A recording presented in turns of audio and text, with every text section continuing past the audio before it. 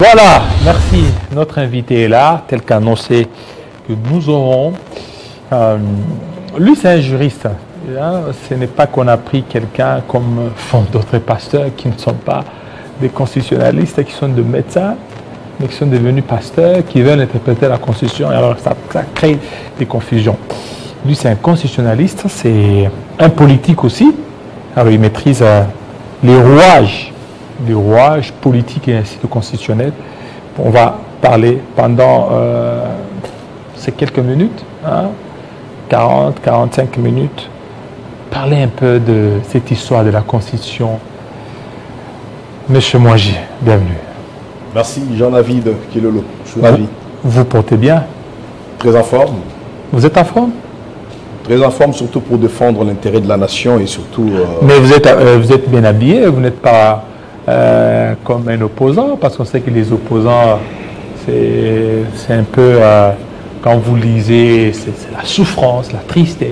Non, nous sommes d'abord des Congolais, nous avons notre dignité, nous avons donc les valeurs que nous portons et c'est avec ces convictions et ces valeurs que nous comptons valoriser autant notre pays et ne pas lui donner l'image de personnes délirantes ou celles qui attendraient une certaine compassion de ceux qui sont au pouvoir. Nous sommes des opposants dignes et des opposants respectables. Voilà, opposants dignes, respectables, mais on a vu hier la sortie médiatique des opposants. Fayoulou, Katumbi, Matata et aussi Kabila. Mais on n'a pas vu Alliance pour le changement. Est-ce que vous étiez aussi représenté? Alors écoutez, d'entrée de jeu, il faudrait dire que c'était un cadre de retrouvailles, un cadre d'union de l'opposition, lequel avait connu quelques officines préparatoires. L'Alliance pour le changement a toujours été un parti politique très ouvert à la solidarité, à la mutualisation des efforts, des actions avec d'autres forces vives de l'opposition. Nous avons constaté que dans peut-être la précipitation, les préparations n'ont pas tenu compte de toutes les composantes de l'opposition. Mais cependant, nous pouvons ici rassurer à nos amis, aux partis politiques de l'opposition, aux leaders de l'opposition, la disponibilité de l'Alliance pour le changement à continuer dans cette unité, parce que nous l'avons démontré récemment lors du sit-in devant le palais de justice et nous l'avons aussi démontré au travers de nos actions politiques, les marches que nous avons organisées au mois d'octobre. Nous avons intégré les revendications de tous les autres donc aux acteurs de l'opposition, tout comme partis politiques de l'opposition. En ce qui concerne ce qui a eu lieu hier, la déclaration de la Cinco, de manière formelle, l'Alliance pour le changement n'a pas posé une signature sur la déclaration, mais de manière métaphysique, nous sommes un parti politique, l'opposition, qui entend ici demeurer solidaire et surtout mutualiser. Comme je l'avais dit récemment lors de notre dernier entretien, c'est toujours possible, les alliances, le partenariat entre partis politiques de l'opposition. Nous saluons d'ailleurs le retour au front de l'opposition du PPRD, parce que vous allez vous rappeler, le PPRD, tout comme le Front commun en termes de méga-plateforme, c'était défini depuis un certain temps comme étant une force de la résistance. Alors que nous, pendant toutes ces années, depuis notre rupture avec les régimes Tshisekedi, nous avons engagé une opposition radicale au régime Tshisekedi. Et de la résistance, aujourd'hui le PPRD est revenu au front de l'opposition. Je crois que c'est très important ce qui s'est passé hier. Donc le retour du PPRD dans le combat de l'opposition contre le pouvoir Tshisekedi. Nous saluons cela et nous encourageons. Et Jean-Marc Kabound, une fois, il parlait que les régimes devraient changer la constitution. Il les savait? Ben, écoutez, vous savez, aujourd'hui, la République démocratique du Congo, tout comme les opérateurs politiques, même ceux de la société civile de notre pays, devraient consacrer une date commémorative du discours de la rupture prononcé par l'honorable Jean-Marc Kabunda Kabound le 18 juillet 2022. Ce discours aujourd'hui est le repère de toutes les séquences, de toutes les étapes de la dérive dictatoriale du régime Tshisekedi. Premièrement, il a dénoncé, il a d'abord donné les raisons de rupture. Les raisons de rupture, je les répète si souvent, le manque de vision claire et de leadership au sommet de l'État, l'incompétence notoire, la corruption, le détournement de deniers publics, toutes ces antivaleurs que nous continuons à constater jusqu'à aujourd'hui. Mais par la suite, l'honorable Jean-Marc Kabound avait averti la nation tout entière de ces projets funestes du régime Tshisekedi d'un coup d'État électoral. Je vais répondre à ces mots.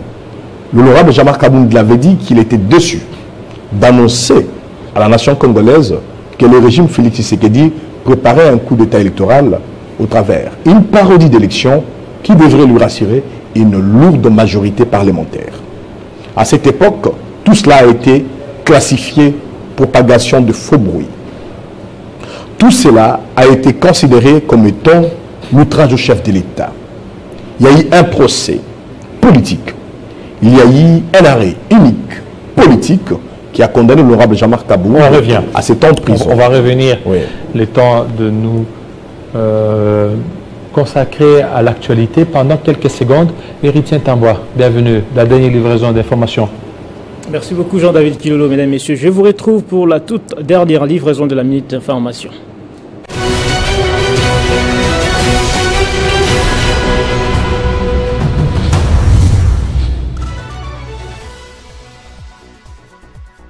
La mission de la communauté de développement de l'Afrique australe en RDC vient d'être prolongée d'un an. C'est ce que révèle un communiqué final de la réunion extraordinaire du sommet des chefs d'État et des gouvernements tenus hier mercredi à Harare, au Zimbabwe. Joseph Kabila, Sesanga, Matata, Lubaya, Katumbi, Kikuni, Fayulu, Mukwege, presque tous les leaders de l'opposition font bloc pour dire non à la revision ou changement de la constitution voulue par Félix Tshisekedi. Ils annoncent des actions des rues pour barrer la route à cette tentative qu'ils qualifient des coups d'État. Profanation du mausolée de Lumumba, le VPM de l'Intérieur annonce des mesures prises pour renforcer la sécurité sur les sites. Jacques Chabani l'a dit mercredi au cours d'une réunion sécuritaire avec la ministre de la Culture, du DG des musées nationaux et des hauts responsables des services de la police et du parquet général de Kinshasa Matete.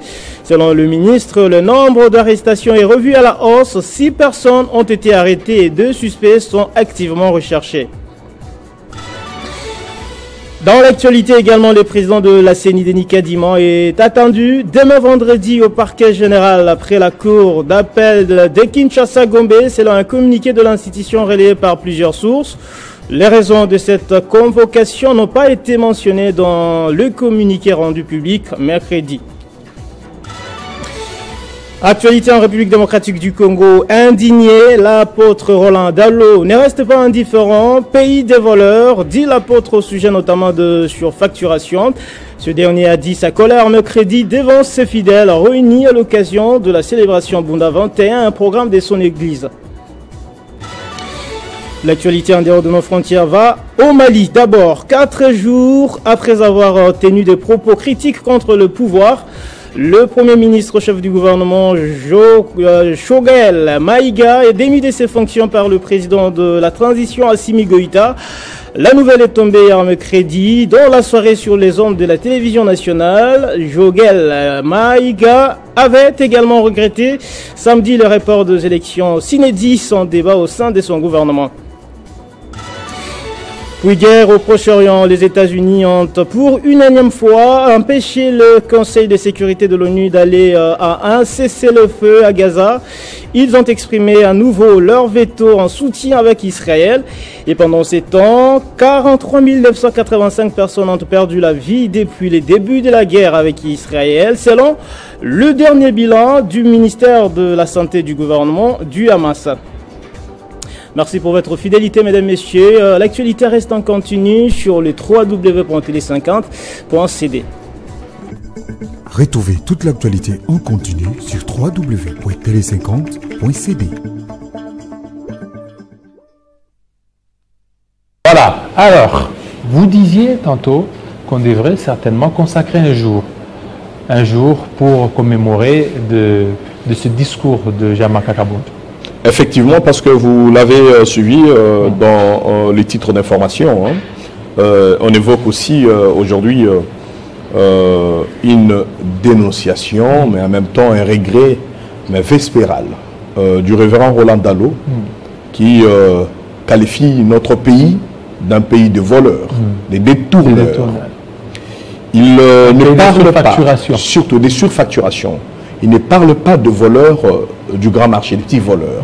Il parle plutôt de voleurs de l'État. Ce sont ces voleurs que l'honorable Jean-Marc Kabound a dénoncés. Ceux qui sont aujourd'hui à la présidence de la République, au gouvernement, au Parlement, dans différentes commissions et dans tous les projets engagés par le régime en place. Je crois que, voilà, il était important que je rappelle à la mémoire de tous les Congolais qu'il est évident que le discours du 18 juillet 2022 prononcé par l'honorable Jean-Marc Kabound pour déclarer la rupture avec le régime Tshisekedi puisse être commémoré, parce qu'au-delà de la dénonciation de la dérive dans la gestion du régime Tshisekedi, le président Kabound, je l'ai dit tout à l'heure, avait averti notre pays, notre nation, de la mise en scène d'une parodie d'élection qui a donné de résultats que nous avons tous déploré et rejeté d'ailleurs pour notre part du processus de 2023. Et aujourd'hui, nous sommes en train de subir la conséquence de ces coups d'État électoraux, mais malheureusement, nous sommes encore en face d'une nouvelle tentative de coup d'État, un autre coup d'État constitutionnel par le régime Tshisekedi au travers ces projets qui étaient au départ niés par le président Tshisekedi lui-même. Vous vous souviendrez que le gouvernement, par son porte-parole, M. Mouyaya, avait dit que la question n'était pas à l'ordre du jour. Je l'avais contredit ici sur votre plateau pour dire, mais écoutez, l'institution président de la République a déjà engagé la question. Certains acteurs du Parlement, certains du gouvernement ont déjà autorisé les ONG à entamer la campagne, mais aujourd'hui, avec le président Tshisekedi lui-même en tête de file pour mener cette campagne avec le tournée au travers le pays, vous comprenez que le régime en place a décidé de se servir de certaines faiblesses, soit de notre population ou de la désinformation, pire encore de mensonges, pour chercher à manipuler le peuple congolais, à le conduire malheureusement dans cette aventure d'une tentative de coup d'État. Et donc nous n'allons pas accepter et nous sommes là pour le dénoncer. Avant qu'on revienne à la caution, parce que vous avez évoqué un élément très important, on devait se souvenir, mais l'UDPS, le 12 juin, a commémoré la journée dédiée à la base. Et la base, on a vu, c'est cette base qui a poussé à ce que Félix Tshisekedi puisse renoncer à sa position qui était celle de se rallier derrière Martin Fayoulou. À l'époque, on a vu, c'était Jean-Marc Kabound qui était beaucoup plus, qui était là, qui voulait à tout prix que Félix Tshisekedi. Alors, par rapport à ça, quelle est votre lecture? Est-ce que vous regrettez un peu cette posture-là?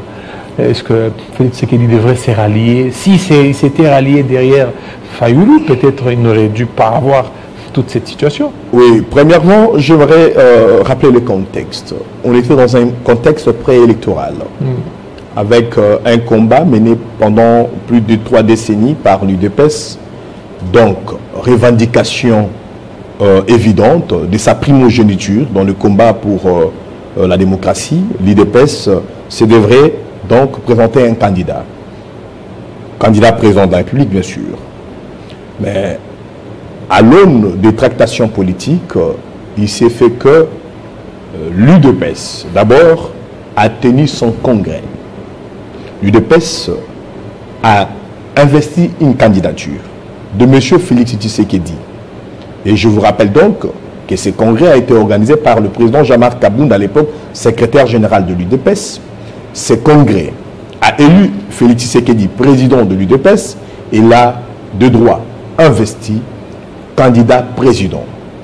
Et dans le texte politique, dans le texte qui régisse le parti politique, notamment pour le cas de l'UDPS, le Congrès représente l'organe suprême. L'investiture du Congrès apporte le choix de M. Tshisekedi comme président du parti, comme candidat du parti, non pas à titre individuel, mais au nom du parti et avec le pouvoir du Congrès. Ce qui s'était passé, c'est quoi? À l'aune de tractations politiques, M. Félix Tshisekedi s'est comporté en cavalier solitaire. Il a donc violé l'investiture du Congrès et il a en même temps engagé une candidature de son parti à titre personnel.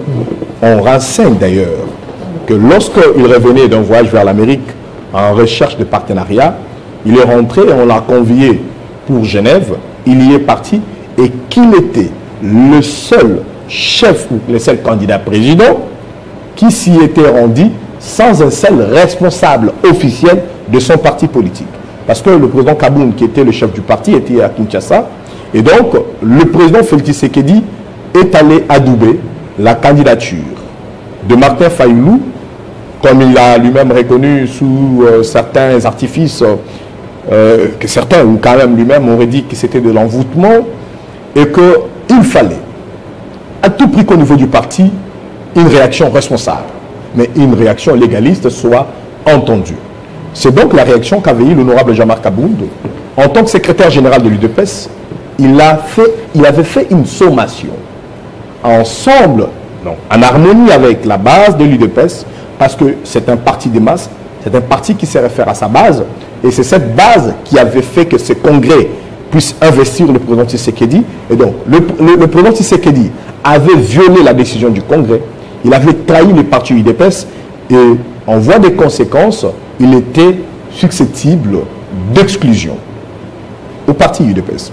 J'ai entendu M. Peter Kazadi, lors de cette cérémonie, laisser entendre qu'il y aurait mauvaise intention dans le chef du président Kabound. Non, c'est faux et archi faux.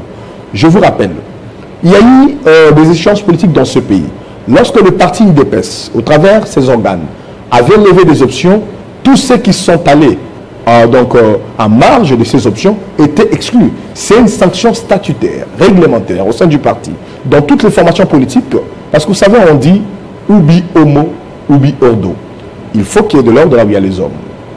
L'ordre à l'UDPS veut dire qu'il y a aussi la sanction. Le président Tshisekedi était en voie d'être sanctionné, mais le secrétaire général à l'époque, l'honorable Jean-Marc Abound, l'avait sommé, et je crois que la petite histoire est que aussitôt, le président Félix Tshisekedi était revenu sur le chemin de la raison, il a retiré sa signature et il est revenu pour battre campagne. Et le président Kabound l'a aidé, a fait ce qu'il fallait faire en tant que chef de file pour que le pouvoir soit aujourd'hui une réalité. Malheureusement, nous revenons toujours dans la même posture de trahison. Parce que ce qui s'était passé à Genève était une trahison. Le président Tshisekedi, candidat à l'époque, avait trahi les résolutions, carrément l'investiture du Congrès et même le membre du parti. Aujourd'hui, le président Kabound s'est séparé du président Tshisekedi parce que pour lui, pour nous aujourd'hui à l'Alliance pour le changement, nous jugeons que le président Tshisekedi est dans une voie de perdition, de trahison par rapport aux valeurs, et en quelque sorte, il se comporte comme un renégat. Les valeurs sociodémocrates défendues depuis Félix Tshisekedi, tous les autres acteurs de l'UDPS, les promesses de campagne, même le projet porté lors de la campagne n'est pas en réalité ce que nous vivons aujourd'hui. Nous trouvons que tout se fait désormais dans une nouvelle version, mais une version qui tend à être plus dictatoriale que... C'est quoi la nouvelle version? Parce que à Lubumbashi, il a tenu un discours allant dans le sens de renforcer sa position de Kisangani, dans le sens de réviser ou changer la Constitution. Déjà, il faut savoir que ce soit la posture du président Tshisekedi à Kisangani, tout comme ce qu'il a fait récemment à Lubumbashi, il est dans une posture très dangereuse et une posture de la dérive.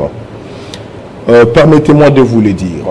Le président Tshisekedi a prêté serment, main sur la Constitution. Il a juré dans son serment constitutionnel de défendre la Constitution, de veiller à son application et aux lois de la République.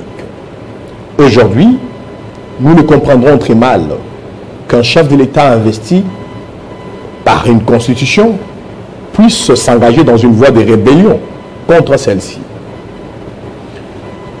L'article 64 de la Constitution donne le droit à tout Congolais de faire échec à quiconque voudrait exercer le pouvoir en dehors des dispositions de la Constitution. Les dispositions de la Constitution sont claires en ce qui concerne la révision de la Constitution, tout comme d'autres exercices. Parce qu'en fait, c'est quoi une Constitution? Une Constitution, c'est celle qui établit le pouvoir dans un État.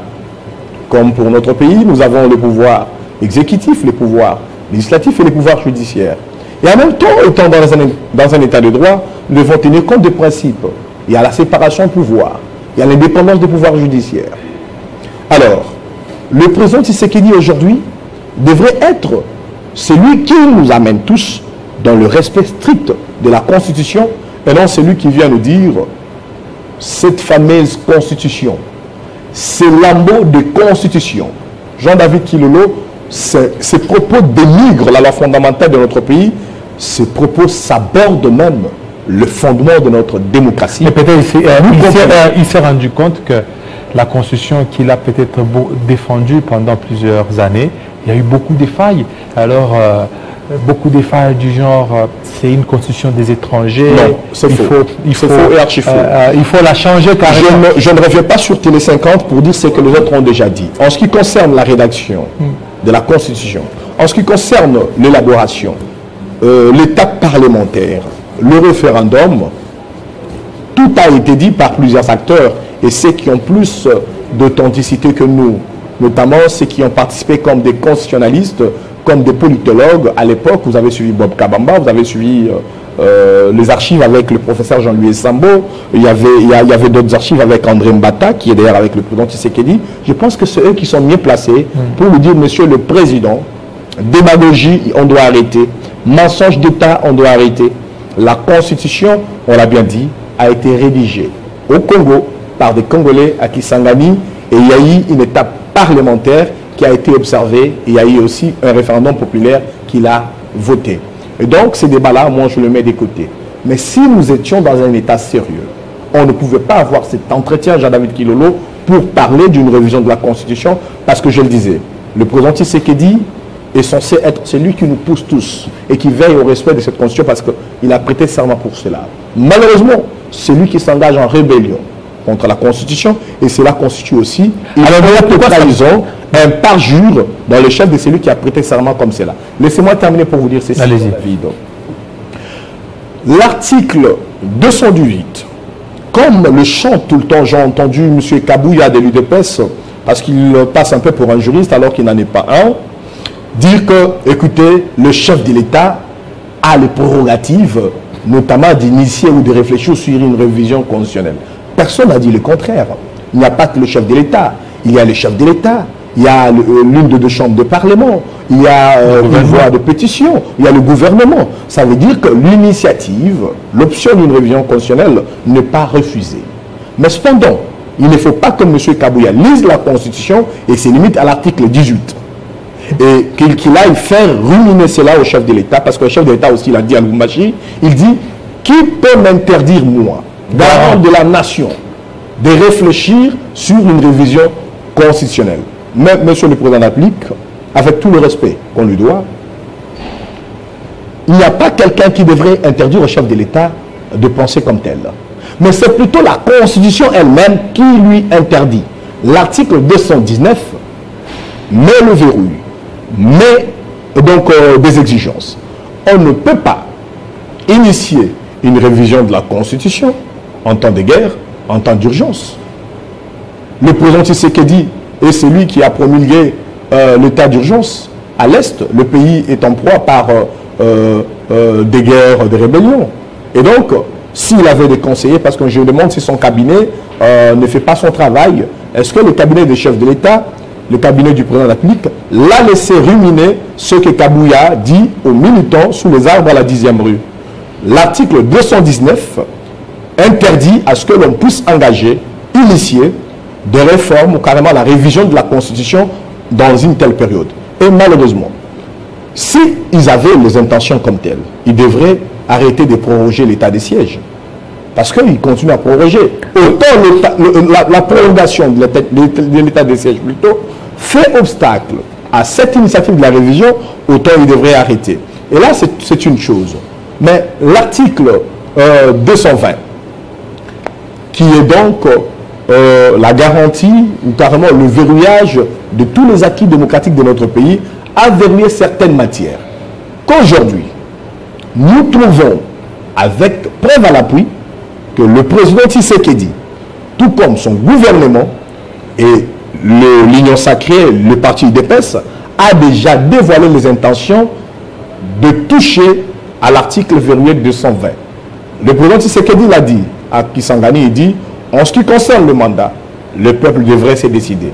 Mais le peuple devrait se décider par une initiative qui viole déjà la Constitution. Non, pas le changement, par exemple. Non, le changement dans le sens du changement. La Constitution ne prévoit pas le changement, la révision, et cette révision est encadrée par les dispositions 218, 219 et le verrouillage qui sont faits au niveau de 220. Cela voudrait dire ceci. Vous avez vu récemment se tenir les états généraux de la justice. Je l'avais dit par mes tweets, par des déclarations à l'Alliance pour le changement de notre parti, que ces assises ont accordé plus de temps aux velléités révisionnistes. Les conclusions des états généraux de la justice appellent inévitablement à la révision des articles importants de la Constitution et qui vont même aller aussi entamer l'article 220. Est-ce que vous avez suivi Jean-David Kilolo, le rapport qui est aujourd'hui d'ailleurs mis en question par les syndicats de magistrats du ministre de la Justice sur les résolutions de ces états généraux de la justice? Les syndicats de magistrats accusent d'ailleurs les conclusions de ce rapport d'être falsifiées. Mais cependant, le ministre Moutamba, parce que c'était sa mission, nous l'avons signalé avant, Moutamba sera porteur de velléités révisionnistes, commençant par la Constitution et certaines lois qui voudraient renforcer les appétits autoritaires du pouvoir en place. Constant Moutamba l'a dit, les résolutions des états généraux de la justice nous envoient ici réviser certains textes de notre pays, notamment l'article 152 de la Constitution. Vous savez ce que dit l'article 152 de la Constitution? L'article 152 de la Constitution statue en ce qui concerne la gestion du pouvoir judiciaire. La gestion du pouvoir judiciaire est une exclusivité du Conseil supérieur de la magistrature. Mais ils veulent élargir pour dire la justice, ce n'est pas la magistrature. Non, mais écoutez, ce sont de raccordements frauduleux. Je crois que Constant Moutamba devrait se retenir.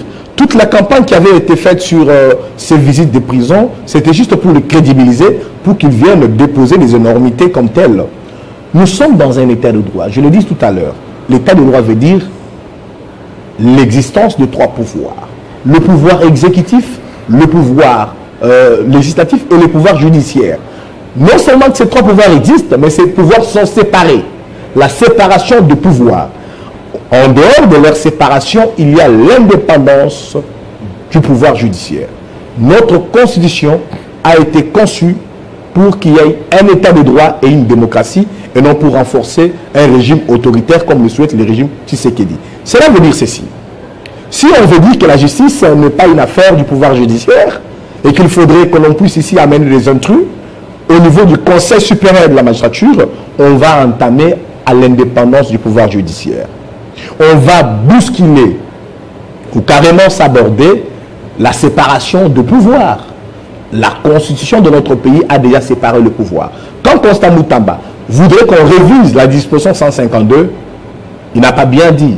Il faut qu'il avoue qu'ils ont l'intention de modifier la disposition, l'article 149, qui dit « Le pouvoir judiciaire est indépendant des pouvoirs exécutifs et des pouvoirs législatifs. » C'est bien mentionné par notre Constitution. Alors, et même, laissez-moi terminer, même s'il faudrait qu'ils puissent réviser l'article 149 et réviser l'article 152, cela veut dire qu'ils vont entamer une révision de l'article 220 plutôt, qui dit qu'on ne peut pas toucher à l'indépendance du pouvoir judiciaire.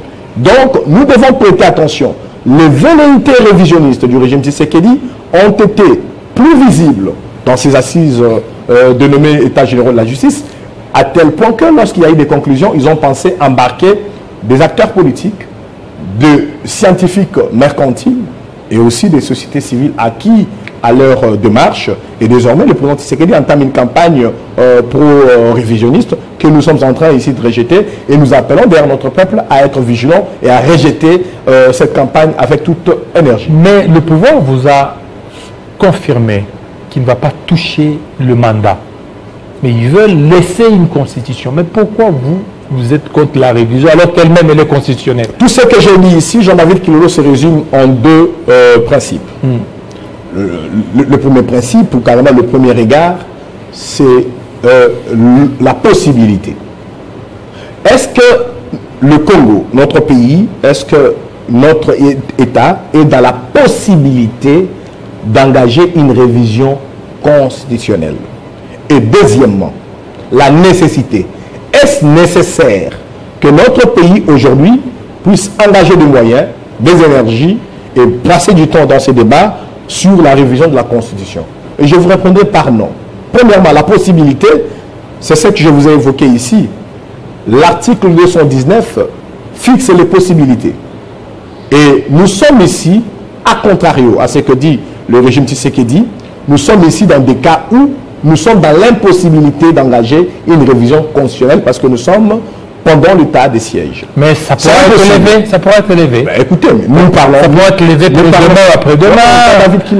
Au mois de décembre, nous ne sommes pas dans les suppositions. C'est le seul obstacle qui reste. Le régime va lever l'état des sièges parce qu'ils ont récupéré Bunagana, Rutshuru, Kiwanja.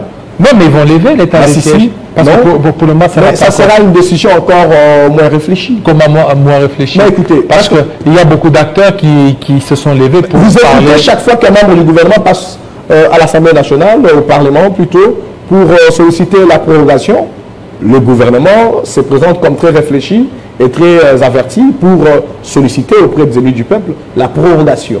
Malgré qu'il y a eu des demandes de cette levée, de la levée de cette aujourd'hui, beaucoup de gens ont soulevé le point, comme dit que malgré l'état des sièges, l'insécurité continue. Ils veulent changer, ça veut dire que peut-être... Non, c'est faux. Écoutez, Jean-David, je vous ai dit qu'ici, nous revenons sur deux logiques. La logique de la possibilité, donc nous sommes dans l'impossibilité, donc à contrario à ce que dit le président Tshisekedi, nous sommes dans l'impossibilité, dans la difficulté. Nous sommes dans les constitutions fixent l'impossibilité. On ne peut pas engager une révision de la Constitution. Parce que si on dit que le régime veut changer, ils vont dire non, on n'a pas dit qu'on va changer, on veut réviser. Mais même la révision elle-même, le constituant est constitutionnel. Oui, voilà. La révision est impossible pendant l'état de siège. Nous quittons dans la possibilité, nous allons maintenant dans la nécessité. Cette question a été posée. Plusieurs acteurs politiques, le religieux, la société civile a demandé, est-ce que c'est la Constitution qui empêche le président Tshisekedi et son régime de rencontrer les besoins du peuple congolais? Non. Est-ce que c'est la Constitution qui l'empêche de mener la guerre et de récupérer les territoires occupés? Non. Et si c'était que nous qui avons répondu, ça allait être un problème. Le président Tshisekedi vient de répondre à Lubumbashi. Il a dit, je n'ai jamais dit que c'était la Constitution qui m'empêchait à accomplir mon devoir. Ça veut dire que ici, le président Tshisekedi est ambivalent. Il a bien dit qu'il veut réviser parce qu'il y a des pièges. Non, il n'y a pas de pièges. Il y a des pièges. Non, il n'y a pas de pièges. Il y a même Kabila qui a parlé de constitution de malédiction. Non, mais en fait, c'est ça la rébellion même. Il dit c'est une constitution de la malédiction. Vous savez, si nous étions dans un pays normal, des personnes comme M. Kabouya. Il y a même un pasteur. Laissez-moi entendre. Oui, vous allez continuer, je rajoute. Il y a même un pasteur. D'ailleurs, c'est passé ici chez nous le matin. Un pasteur qui a annoncé, il dit que dans cette constitution, si vous avez un problème avec le Congo-Brazzaville, on peut vous céder. Jean-David Kilolo, vous savez, dans un pays où tout le monde est expert en tout, le pays court un grand danger. Je vous ai dit, par exemple, M. Kabouya a commencé cette histoire, parce que j'ai vu un saltimbanque sur une télévision de la place qui avait commencé ses débats sur l'article 217. M. Kabouya les relaye à la base de l'IDPS. Le président Tshisekedi relaye cette interprétation pour dire que la disposition 217 nous enverrait céder ou vendre nos terres à des étrangers. Non, c'est faux. C'est faux. Je regrette amèrement qu'il y ait un cabinet de chef de l'État, des conseillers, mais qui laisse le chef de l'État, non pas le dire une fois, mais continuer à le dire à plusieurs reprises. Nous sommes là dans le cadre des relations internationales. En ce qui concerne la politique, en ce qui concerne le droit, nous sommes dans le domaine de droit communautaire africain. Et l'article 217 parle des accords de communauté et d'association. C'est ce qui se passe aujourd'hui. On a annoncé ici que la SADC a prorogé d'une année de plus le président Tshisekedi présent le mandat de la SAMIR, la mission de la SADC donc à l'Est, au Congo. Vous comprenez? Ça veut dire que c'est au nom de ces principes de droit communautaire africain, au nom des principes de relations internationales, que l'organisation sous-régionale de la SADC a envoyé une mission de défense dans l'Est du Congo parce que nous sommes un pays qui est en insécurité. Et si cette disposition était dangereuse, pourquoi le président Tshisekedi s'est retrouvé au Zimbabwe, à Harare, pour aller proroger? Il devrait y faire obstacle. Le président Tshisekedi s'est contredit. Ce qu'il dit et ce qu'il fait, c'est vraiment le contraste au vrai sens. Alors, moi, je voudrais ici demander à ce que l'on arrête ces mensonges. L'article 217 consacre une dimension de l'abandon partiel de la souveraineté. Cela permet la mobilité des citoyens. Par exemple, comme nous avons adhéré à l'EAC, nous pouvons aller au Kenya avec un passeport congolais sans pourtant avoir un visa au préalable. Et nous allons juste avoir un tampon à l'entrée. Avec tous les autres pays, nous sommes dans la SADC. Nous avons encore d'autres avantages en termes d'accords, de communauté et d'association. Donc ce n'est pas une disposition qui existe que pour que l'on puisse céder les territoires, et ce n'est jamais été le cas. Malheureusement, le président Tshisekedi qui fustige l'article 217 avec son gouvernement, lui-même s'est engagé à l'EAC et a même invité une mission armée de l'EAC dans notre pays sans pourtant respecter la disposition 214. L'article 214 oblige à ce que ce genre d'option passe d'abord par le Parlement. Le président Tshisekedi a outrepassé tout cela. Si on part, en ce qui concerne la Constitution que nous avons, à vérifier les actes posés par le régime Tshisekedi, nous allons voir que... Ce n'est pas une constitution de malédiction? Non, mais écoutez, non. Peut-être le pays a la malédiction d'avoir des dirigeants qui ne savent pas respecter la loi fondamentale. On dit que c'est une constitution de malédiction. Non. La malédiction, écoutez, la malédiction, c'est ce que nous avons comme des dirigeants. Il faut que je le dise. Aujourd'hui, vous savez que nous avons fait le parcours pour arriver ici. Vous savez combien de Quinois souffrent pour arriver au centre-ville? Toutes les routes sont détruites. Vous savez dans quelles conditions nous dormons? Il n'y a pas d'électricité. Vous savez quelle qualité d'eau nous avons dans nos robinets? Et dans des endroits, d'ailleurs, la plupart des endroits, il n'y a pas d'eau. Vous savez, comme le pasteur Roland Dalo l'a dit tout à l'heure, je pense qu'il porte cette responsabilité. Non, pas la responsabilité, mais les revendications de tous ses fidèles, parce qu'il a une grande communauté.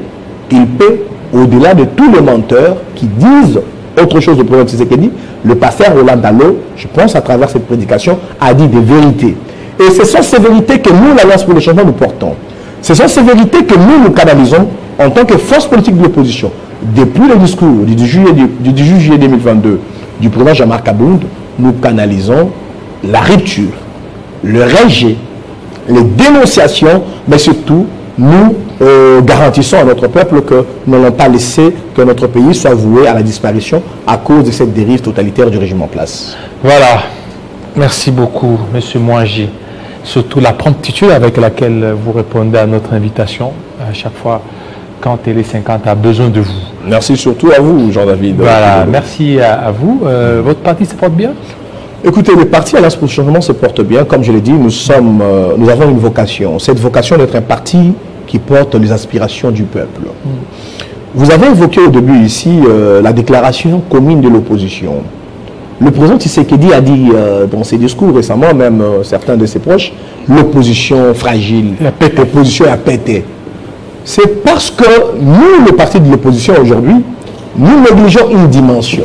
Au-delà des hommes en cravate que nous sommes, des cadres, nous devons être des partis politiques qui ont un ancrage social important. Nous devons avoir une capacité d'intimité avec notre population, à même de le mobiliser s'il le faut pour l'amener à défendre valablement ses intérêts.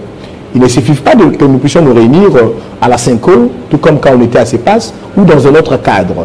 Mais il faut que le parti politique de l'opposition sache Nous saluons donc, comme je l'ai dit, le retour du PPRD, mais autant le PPRD, autant le parti décidé de M. Faïlou, autant tous les autres partis devraient comprendre que la politique ne se fait pas seulement en cravate et dans des salons VIP ou dans des cadres de retrouvailles, ou d'union ou de concertation. Nous devons entrer en harmonie avec le peuple. C'est ce que le parti Alliance pour le Changement entend faire. Nous avons récemment tenu une matinée politique, pour une première fois, sous la pluie, devant notre siège. Et c'est un rendez-vous que nous avons déjà, que nous allons pérenniser. Nous allons le faire autant dans toutes nos fédérations, au travers le pays, pour que le peuple congolais sache que lorsqu'il s'agit de ses intérêts, il peut compter sur un parti politique, c'est l'Alliance pour le Changement. Voilà. Il n'y aura pas un seul endroit où on peut parler du Congo sans parler de l'Alliance pour le Changement, et il n'y aura pas aussi un endroit où on parle de Congolais sans que l'Alliance pour le Changement se sente concernée. Nous sommes aujourd'hui concentrés, comme nous l'avons dit, à conscientiser le peuple, parce que c'est donc la mission traditionnelle des partis politiques. Nous devons préparer les citoyens à être de bons citoyens, impliqués dans la gestion de leur pays et surtout être des décideurs, parce que la souveraineté revient au peuple.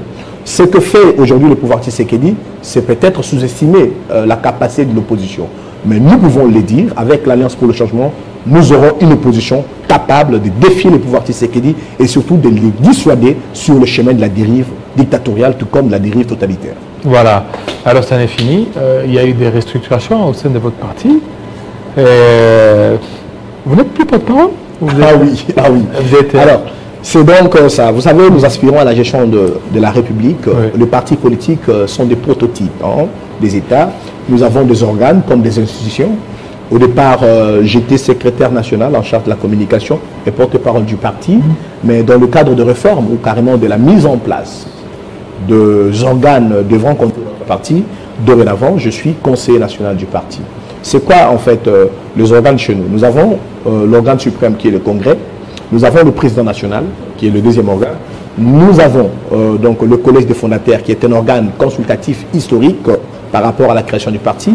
Mais nous avons le conseil politique et ensuite nous avons le comité exécutif national. Donc la fonction que j'avais avant, c'était au comité exécutif national. Maintenant, je suis passé pour la mise sur pied du nouvel organe comme membre du conseil politique. Le conseil politique chez nous, c'est comme on entend dire le parlement du parti. C'est l'organe délibérant, c'est l'organe de contrôle, c'est l'organe d'arbitrage. Et donc, je suis aujourd'hui conseiller national du parti Alliance pour le Changement. Et nous attendons autant structurer notre parti à tous les niveaux, tant au niveau national qu'au niveau de la base, et en même temps préparer les cadres et militants du parti Alliance pour le Changement de s'habituer à la vie de la structure. Parce qu'un État aujourd'hui, c'est que nous vivons d'ailleurs avec d'autres partis politiques, un État c'est une super structure. Mais les partis politiques sont des structures. Alors, on ne peut pas prétendre avoir une vision de gérer la superstructure si on n'a pas encore appris au niveau de la structure.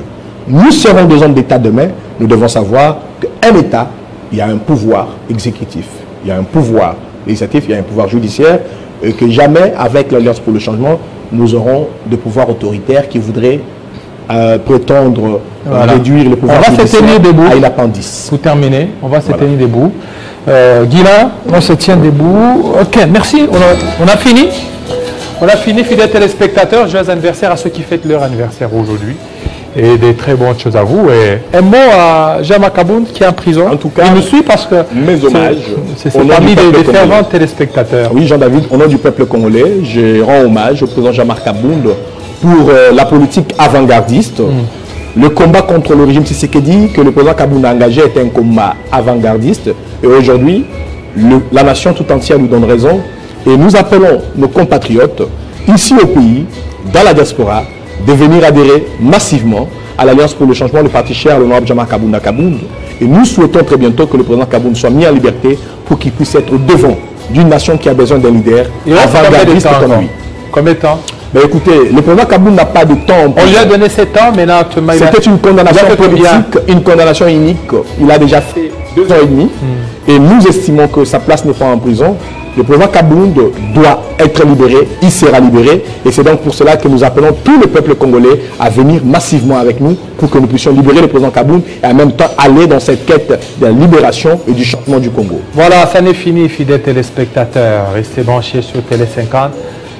Tout à l'heure, à 11h, ça sera le journal à langue.